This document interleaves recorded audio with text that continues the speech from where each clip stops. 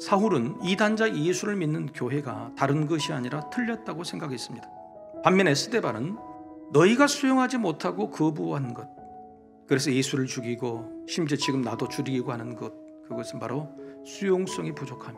너희가 수용성이 없는 이유는 우리가 틀려서 내가 수용하지 않는 것이 아니라 너희가 막혀있기 때문에 수용하지 못하는 것이다 라고 말하는 거예요.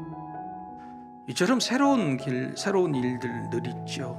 그런데 그 새로운 것을 수용하는 수용성에 따라서 인생의 새로운 활기, 새로운 기회가 좌우되는 것입니다.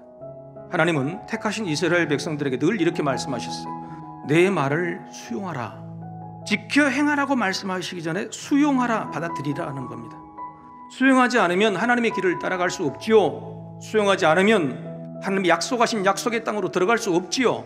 그래서 수용하라고 말합니다. 그런데 이스라엘 백성들의 눈에 하나님이 인도하신 그 길들, 그것은 늘 새롭고 낯선 길이었습니다. 광야의 길이. 광야의 길에 구름 기둥과 불 기둥으로 인도하셔도 받아들이기 불편한 길이었어요. 조금만 목이 말라도 고기만 먹고 싶어도 그들은 옛 길로, 애굽의 길로 다시 돌아가려고 했습니다. 바로 스데반이 바로 이 말을 너희의 조상들, 2000년 전의 너희의 조상들과 지금의 너희 모습이 똑같다는 겁니다. 수용성이 없다. 하나님의 말씀을 받아들이지 않는다. 하나님께서는 우리도 항상 새로운 길로 인도하십니다. 여러분의 수용성은 어떻습니까? 수용성이 막히는 이유는 습관적인 거부감 때문일 가능성이 많습니다. 예수님께서도 이렇게 말씀하셨죠. 어린아이와 같지 않으면 천국에 들어갈 수 없다라고 분명하게 선포하셨습니다.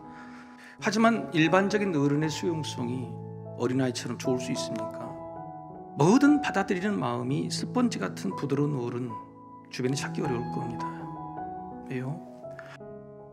아는 것, 가진 것이 아니라 정해놓은 것이 많은 거예요.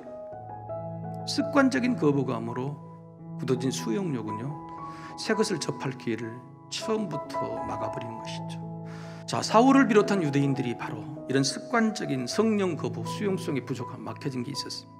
그런데 스데반은 정반대였습니다. 습관적인 수용성이 있었기 때문입니다. 그렇습니다. 오늘 본문에서 죽기까지 믿음을 지키고 복음을 전하는 일을 그만두지 않았던 스데반의 결기지조는 순간적인 성령 충만 때문이 아닙니다. 성령의 임재와 그 역사가 오랫동안 축적된 거죠. 늘 성령님이 이끄시는 대로 따라왔다는 겁니다. 성령 충만보다 먼저인 것은 뭐냐면 들어오는 거 성령 수용입니다. 성령 수용이 습관이 되면 성령 순종이 되고, 성령 순종이 습관이 되면 성령 충만은 일상이 됩니다. 그런데 여러분, 우리가 냉철할 필요가 있어요. 솔직히 늘 성령 충만으로 일상으로 사는 사람 별로 없을 겁니다. 사도 바울마저도요, 내가 스데반같이 일상적인 성령 충만한 사람이 아니었다고 고백하죠. 힘들다고. 그러면 성도 여러분, 왜 나에게는 성령 충만이 일상이 되지 않는 것일까? 실망하지 마십시오.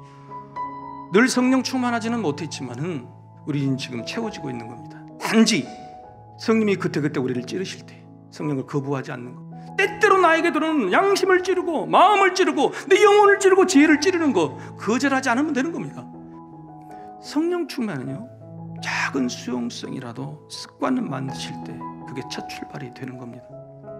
오늘 우리 안에 작은 성령 수용의 습관이 있다면 여러분 키워나가시기를 소망합니다.